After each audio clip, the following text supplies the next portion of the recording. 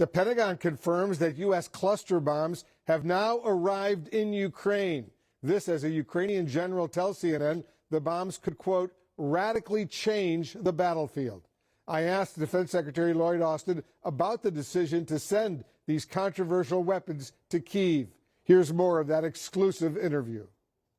We'll talk about cluster bombs right now while I have you, Mr. Secretary. President Biden, made the very controversial decision to provide these cluster munitions, these cluster bombs, to Ukraine. Will Ukraine be able to achieve what will they be able to achieve on the battlefield with these cluster munitions, these cluster bombs, that could potentially justify the risk that is out there? And you're familiar with cluster bombs, the risk to civilians down the road.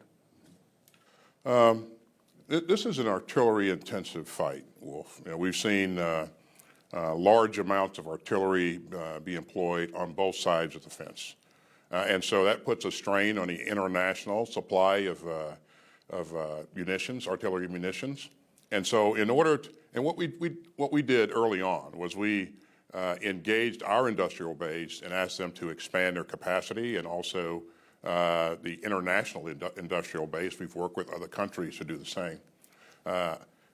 We have what we need, and we'll continue to have what we need to support our plans in the United States of America. But we want to make sure that Ukraine has what it needs to be able to continue the fight while that expansion's taking place. These cluster munitions act as kind of a bridging capability. And so we want them to be able to continue to keep pressure on the enemy throughout and support their maneuver plans. And so that's why the president made this deliberate decision to provide this. But you realize the potential dangers that these cluster bombs have out there. If they don't go off down the road, they potentially could go off if they're just left in areas, and there could be kids and civilians, men and women and children, who could get killed or wounded as a result of these munitions. And that's why more than 100 countries, including several NATO allies, have banned the use of these cluster bombs. I do, Wolf. I know how these munitions work. I've actually used them in combat. The Ukrainians have committed. First of all, I think we should remember that they are fighting hard to defend their sovereign territory. They're not asking for the munitions to go invade another country, as the Russians did. They've been using cluster munitions from the very beginning, Wolf, as you know. And their munitions have a dead rate of some 30 to 40%, which is quite remarkable. But the Ukrainians have committed in writing to make sure that these munitions are used only in the appropriate places, not used against population centers. They will record the places that they use them, and they will prioritize demining efforts, and we'll help them do that in those places where they've used these munitions. How long do you think the U.S. will need to provide these cluster bombs to Ukraine? We want to make sure that Ukraine can remain successful in their fight, Wolf. And so, I won't speculate as to how long that's going to take. We're going to stay focused on making sure that they have what they need to continue to provide the support for their maneuver. And so that's where we've been from the very beginning, and we'll stay focused on that. What are the biggest challenges, Mr. Secretary, that the Ukrainian military is facing right now as they begin and they continue their counteroffensive against the Russians?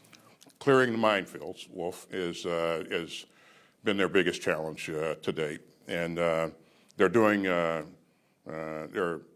They've undertaken taken a very deliberate process in doing that, so that they can conserve manpower.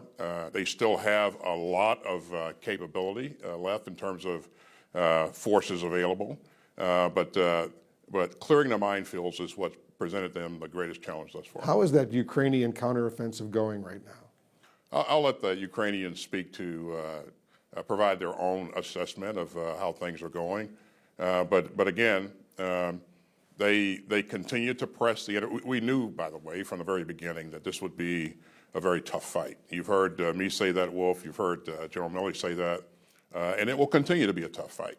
And they will, as they clear these minefields, they'll take a very deliberate approach to this. And once they have that done, again, they have a lot of forces available that they can maneuver. Where does the delivery of F-16 fighter jets to Ukraine stand right now? I know the NATO allies are training Ukrainian pilots to fly these F-16s, but the actual delivery, where does that stand? Well, we got to get the, as you know, this involves a number of steps. First of all, you have to get the pilots trained. And the Netherlands and Denmark are leading that effort. A number of other countries have joined in on that consortium. But they're also looking at, as they do that, we know that we have to have a maintenance capability, so they're also training maintainers as well. And then there's sustainment that goes along with it. And then there's improvements to airfields. And so there are a number of things that have to take place. And this doesn't happen in days. It takes months to bring about that capability. But again, Netherlands and Denmark are doing a credible job, a remarkable job in moving out. They're enlisting the aid of other countries, and they will provide that capability as quickly as we can. No sense of, give me a timeline when those first fighter F-16s will arrive? I'll let them speak for the pace of the efforts there. But that's moving we got to get forward. the pilots trained first, and do some other things as well. As you know, some far-right Republicans in the House, they're trying to use the annual defense bill to cut funding to Ukraine. For example, Congresswoman Marjorie Taylor Greene called it a red line. How much does that undercut President Biden's push for unity in Washington as far as support for Ukraine is concerned? Well, we're hopeful, certainly hope. We've enjoyed bipartisan support for Ukraine throughout, Wolf, and we're hopeful that we'll maintain that support. Ukraine matters. Ukraine matters not just to Ukraine, it matters to the whole world. This is about the rules-based international order. And countries around the world realize that. And that's why, as we pull together allies and partners to in a combined effort to work to provide security assistance to Ukraine. That's why we got so many people that participated from the very beginning and still participate. This is important to the whole world. It's critically important indeed. Let's turn to Russia, Mr. Secretary, while I have you. After that failed rebellion that we all saw unfold in Russia, do you believe Putin has full command of the Russian military and those mercenary fighters at the same time?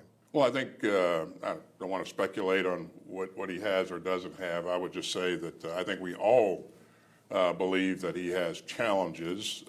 He certainly probably didn't expect those kind of challenges. And it'll be interesting to see how he recovers from this, or whether or not he can recover from it, in the long term. You think he can? He's a very resilient person, and I wouldn't put anything past him.